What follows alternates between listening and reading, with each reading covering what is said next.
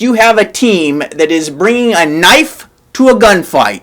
You have a team that is a lightweight competing with four heavyweights. You have a team that are a group of sheep being led to slaughter. And I am speaking, of course, of the Baltimore Orioles.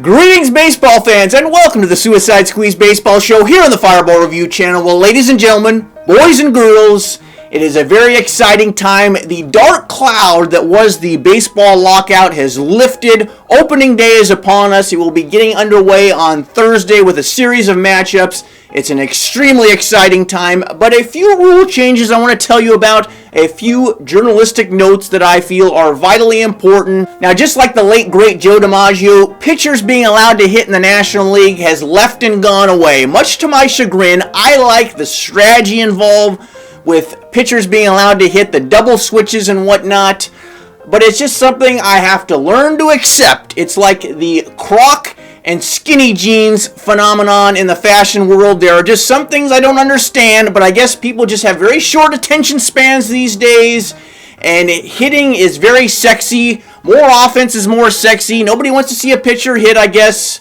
in 2022. I like it, but I just have to accept it. Now, one pitcher who will be hitting in 2022 and hopefully for many years to come is my man Shohei Otani, and the Shohei Otani rule has been implemented throughout Major League Baseball. It states that when a pitcher leaves a game, he can stay in the game as the designated hitter. I like this rule a lot. I generally don't like change throughout Major League Baseball, but this one is a lot less offensive than some of these other crazy harebrained ideas they've had.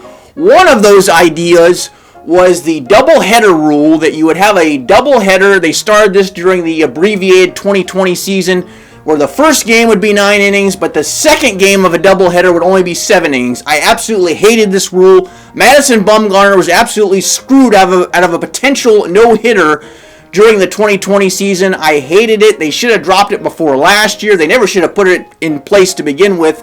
That rule has also left and gone away. Now, folks, let's get into the crust of this video. I'm going to be doing the National League predictions tomorrow. I'm going to be doing the playoffs and World Series on Wednesday. But today, we're going to be running down the American League, and the American League is wide open this year, folks. I mean, there isn't a clear-cut favorite in my view here at all. I think there is a narrow path for virtually every team in the American League this year to get to the World Series, except the Oakland A's, the Texas Rangers, the Baltimore Orioles, and probably the Kansas City Royals.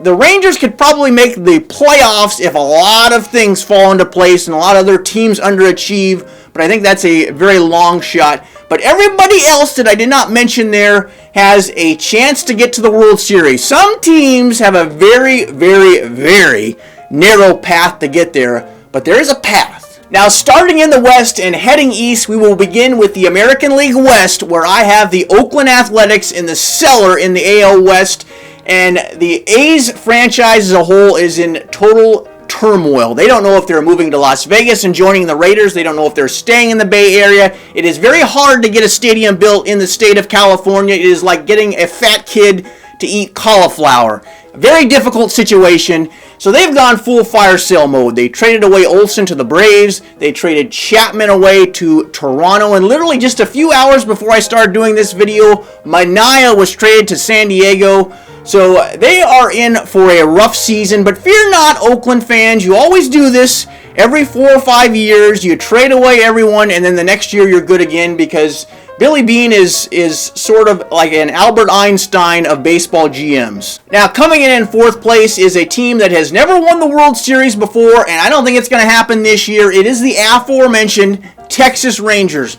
The Rangers have a low-key, solid bullpen. It's slightly above average. Their offense is very good, I would say. They added Marcus Semien and Corey Seager in the offseason. Probably the best middle infield in all of Major League Baseball, but these guys have absolutely no pitching. John Gray is a solid starter. He's coming over from the Rockies. We know what a difficult time every starting pitcher has pitching in Coors Field.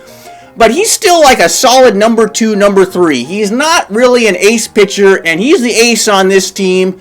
I think the Rangers are in for a long season. They will be slightly improved from their results last year. Maybe they make the playoffs if a lot of things break their way. Now, coming in third place is a team that has never won the World Series, has never been to the World Series. They're the only team to complete that feat, and they have the longest playoff drought of any team in American professional sports currently at 20 years, and it is the Seattle Mariners. But let me tell you something, ladies and gentlemen, the American League West this year is a 3-horse race. I could easily foresee a scenario where all 3 of these teams could be dead tied after game 162 this year. That could easily happen. The Mariners have as good a chance as anybody to win this division. They added the Cy Young last year, Robbie Ray from Toronto. He's going to a much pitcher-friendly division in the American League West. The parks out here are a little bit more spacious. They are a little bit more conducive to pitchers. So I think he's going to have a big year. I don't think, guys have a walk year and then the next year they don't do as well. I don't think that's going to happen to Robbie Ray. He's going to have a big year. But outside of Robbie Ray, that rotation is a little bit too thin for my taste. The offense is much better. They added Winkler in the offseason from Cincinnati, but they traded away a lot of their trade pieces. So I don't think they're going to be able to add anybody at the deadline, unfortunately. I think their offense isn't quite as good as the Angels or the Astros either. Their bullpen is decent, but probably not as good as the Angels and probably similar to the Astros. All these teams are very similar this year. Now, I know what you're thinking. You're nothing but a no-good, rotten scoundrel homer, Fireball. Nobody is picking the Angels to finish above the Mariners this year. The Mariners are the sexy pick in 2022. I get it, but just hear me out for a moment, okay? The Angels nearly finished 500 last year, and that was without the services for pretty much the entire season of the greatest player on the planet in Mike Trout. They also didn't have their third baseman, a guy that just a couple of years ago was a World Series MVP. But once this guy left Washington, it was like he was abducted by aliens or something. His name is Anthony Rendon. He is looking strong and healthy this year in spring training. So the Angels have as good an offense as anybody throughout Major League Baseball if they stay healthy, and I think they're going to stay healthy this year. The gods will align and they will stay healthy, but the big question is, as it always is with the Angels, do they have enough starting pitching? And I love Joe Madden. I'm glad he's the manager of the Angels. I really wish he would rethink this 6-man rotation nonsense, though. You need Shohei Otani every 5th day into that rotation because obviously the rotation is a bit thin. Hopefully Syndergaard bounces back this year, but he hasn't pitched in 2 years, so who knows what you're getting with him. I think the big X factor, though, will be Patrick Sandoval. He is the rookie sensation pitcher the Angels are relying on this year. If he has a big year, the Angels will go very far. They have a solid bullpen. I think their bullpen is as good as the Mariners. It is better than the Astros. It's as good as anybody in Major League Baseball. I think they come in second in this division, though. But ultimately, at the end of the day, starting pitching is still paramount throughout Major League Baseball, especially over a 162, and no team in the American League West, or the American League for that matter, has a better starting rotation, assuming they stay healthy, than that of America's team. The Houston Astros will win the American League West. Lance McCullers will start the year off on the DL, but I'm assuming that he's going to be back very soon, probably in the next 2 or 3 weeks. Justin Verlander is back in the rotation. That's good to see. He had Tommy John surgery, and he's missed the last 2 years. But back in 2019, this guy was the Cy Young. So we'll see how he bounces back. He's like 96 years of age in baseball years, but he's looking strong and healthy this year down there in Florida. His velocity has been pretty good. They're going to bring him along a little bit slowly. So the first 2 weeks, the Astros might struggle a little bit, but they're going to get their sea legs. They still have a very good offense with Altuve and Bregman and some of these guys. They lost Correa. Now let me tell you something. If they brought Correa back, I think the Astros would be the clear favorites in this division, but without him, they've come back to the pack a little bit. Now, cruising over to the American League Central, I have the Kansas City Royals coming in the cellar in this division. Bobby Witt Jr. is one of the best prospects in all of baseball. He is going to be coming into the major leagues this year. He will have a big year. The Royals are going to be good, I think, in the next couple of years. They're going to have some growing pains, I think, over the next 2 years. They are going to be in the cellar this year, but there's a lot of good young talent there. It's just going to take a couple of years to develop. Now to probably my most controversial part of this video. I have the Minnesota Twins coming in 4th place. I know most people are picking them to finish either in second or in third place. You know what? The Twins scare me, though. They have a lot of offense, and they have absolutely no pitching whatsoever to speak of. It is not a good recipe to win in Major League Baseball. I think they're going to be sellers at the deadline because they're going to underachieve in the first half, and in the second half, they're just going to fall completely off the cliff because all these big hitters that they have are probably going to be traded away, including Carlos Correa, who they added in the offseason. But they didn't really add much in the way of pitching this year, at least not enough pitching. And I think they're going to come in fourth place. I think second, third, and fourth in this division are going to be very close, but ultimately I think the Twins, their lack of pitching will be their downfall. Now, unlike the Twins, one team that decided to break it all down and start rebuilding a couple of years ago was the Detroit Tigers. And I have the Tigers coming in third place in this division. I would be very excited if I was a Tigers fan. I think they're still 1 year away, but they finished the season very strong last year in the second half, and that's always a good sign. When a team finishes strong the year before, usually they're even a little bit better the next year. That generally happens, and let me tell you something, the Tigers have an outside shot. It's a long shot. But if the teams in the American League West and the American League East underachieve, this team could get that 6th wild card spot. It's going to be a tall order. But they added Rodriguez into the rotation. He's a good pitcher. Baez at shortstop. Now, another controversial second place projection is over in the AL Central this time, where I have the Cleveland Indians coming in second. Let me tell you something about these guys. Mr. Fireball, they are not calling themselves the Cleveland Indians any longer. They are now referring to themselves as the Cleveland Guardians. You gotta be pulling my leg, man. No, I am not pulling your leg. Well, my feelings about the name change aside, Cleveland will be much better than a lot of people are projecting them to be, assuming they don't trade all their pitching talent away at the deadline. And that's a big assumption, but I'm assuming that's not going to happen because Shane Bieber is one of the best pitchers in baseball. Plesac is very good. You got a nice 1-2 punch. You know, everybody in the American League, the starting pitching, as I have alluded to already in this video, is very thin everywhere. Cleveland already has the hard part done. This is the frustrating thing about this team. Starting pitching is very hard to come by. It's almost like doing a math problem. You know, you've done the geometry, you've done the algebra, you've done the long division and the multiplications. Now you come to the addition part of the problem, and you just blank out. You don't know what to do. I don't understand this team at all. You have the hard part done. You have the starting pitching. Everybody covets good starting pitching. You have it. Just get a bat. Okay, bats are a dime a dozen in Major League Baseball. Now, assuming those three teams I just mentioned don't go out and make major moves at the deadline, I think the White Sox are going to be unmolested in this division. They should run away with it by a good, healthy margin, which isn't always a good thing. You know, when you run away with a division, you're not really challenged. When you get into the playoffs, you know, suddenly you got to win all of a sudden, and that can be a bad thing. So hopefully for the White Sox, you know, Cleveland or Detroit or Minnesota will give them a little bit of a challenge because they really need it. But I don't think that's going to happen. I think Chicago wins this division by a good, healthy margin. They have the best closer in all of baseball.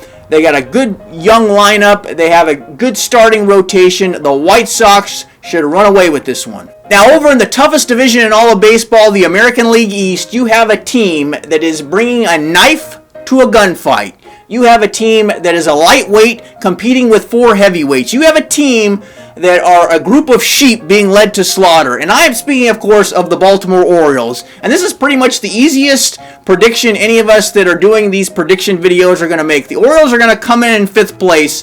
And it is a very sad situation what's going on in Baltimore. I hear what everyone says, well, they don't have any money. The owner doesn't have any money. What can they do? You know what? Tampa doesn't have any money. Oakland doesn't have any money. How do those guys compete? This is just a poorly run franchise. They're cheap, and they're an embarrassment to baseball. Them in Pittsburgh, the owners of those two teams need to sell the team. This is just embarrassing. Now, there's a scenario in this division where all four of these teams might qualify for the playoffs. With the extra wild card this year, 6 teams in the American League, 6 teams in the National League, you might have the top 4 teams in this division make the playoffs. That could easily happen.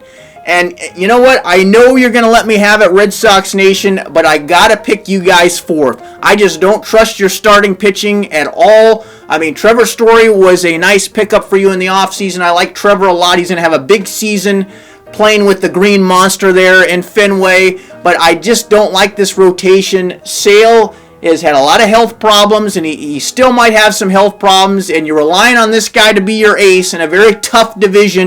But that starting rotation is scary. They need to add a starting pitcher at the deadline if they're going to win this division and go deep into the playoffs. Now, last year in this video, I had the New York Yankees going all the way to the World Series only to lose to the Atlanta Braves. Well, the Atlanta Braves did win the World Series. Have I mentioned that to anybody recently in my videos? I'm sorry. This is probably the last 2 or 3 times I will mention that. I know I'm probably getting a little bit annoying about that.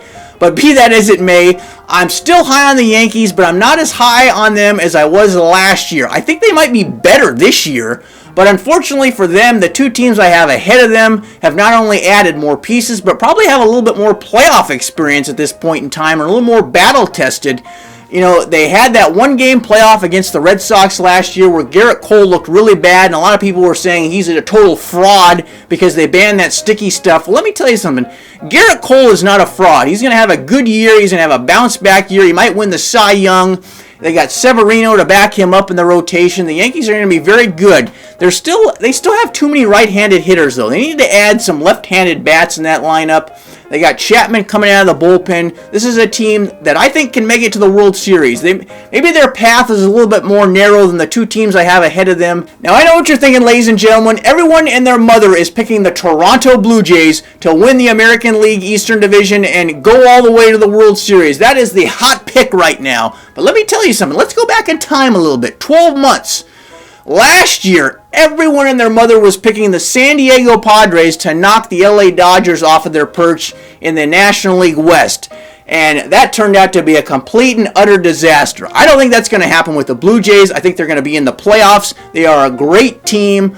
But you know what? They added Gossman to that starting rotation. They lost Robbie Ray, who won the Cy Young last year. And Gossman is a good pitcher, but I think he's like a number 2 or number 3 guy. I'm not sold that he's an ace yet. He pitched like an ace last year, but he was in the National League West. There's a lot of pitcher-friendly parks in the National League West. Not so in the American League East. A lot of hitter-friendly parks. So he's going to have to make some adjustments. I'm not so sure he's going to be up to the challenge. Maybe. We'll see what happens. They have a good offense. In any other year, Vlad Jr. would have been the MVP last year. This is a good team. They have a good bullpen. They certainly can go to the World Series and win it. The great wrestler Ric Flair once stated, to be the man, you got to beat the man. And when it comes to the American League East, the Tampa Bay Rays of the last couple of seasons have been the man. And I think they're going to be the man again, once again this year. Let me tell you something about the Rays. I have a theory about this team.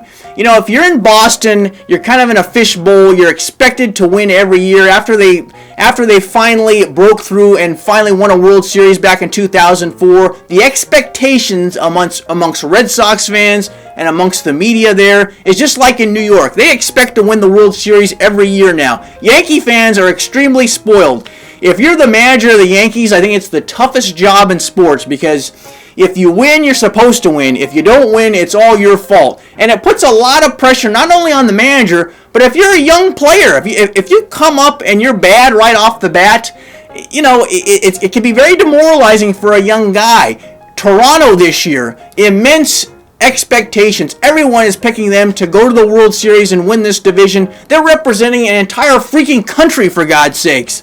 So the expectations for those other teams are very high. In Tampa, they got one of the lowest payrolls. Their games are like AAA games. So when these young guys come up, they just have no pressure. Tampa wins with their bullpen. They win with a dynamic offense, and they have one of the most dynamic offenses in baseball. Everybody talks about Wander Franco. He's a very good player. He's going to be an all-star. He might win an MVP one day. But to me, the most exciting guy in baseball that's not named Shohei Otani is Randy Arozarena. This guy just steps up big when it comes to big games. So again, I'm going to do my National League video tomorrow. Then Wednesday, I'm going to do the playoff and World Series prediction. But let's go over the seeding before I end this video. In the number 1 spot, I'm saying the Chicago White Sox are going to be the number 1 seed because they're going to feast on somewhat of a weak AL Central. I think they get that 1 seed. Probably won't play well for them when they get into the playoffs, but they get that 1 seed. In the 2 spot, I think it's going to be the Tampa Bay Rays. Those teams in the AL East are going to beat the hell out of one another. And I think the Rays will probably not get that 1 spot. I think they get that 2 spot. In the 3rd spot, I think it's going to be the Houston Astros. And then the first wild card, which will be the 4 seed, will be the Toronto Blue Jays. In the 5th spot, I think it's going to be the Yankees. And then in the 6th spot, this is going to be a little bit controversial. I'm going to piss off a lot of Red Sox fans. I'm going to piss off a lot of Mariners fans. But I'm going to be a little bit of a homer on this one, and I'm saying the Angels make the playoffs. They get that 6th spot. You cannot be serious! But now I want to hear from you guys. Who wins these divisions? Let me know down in the comments. And as always, hit that dislike button if you didn't like this video. Otherwise, see you next time. Toodles!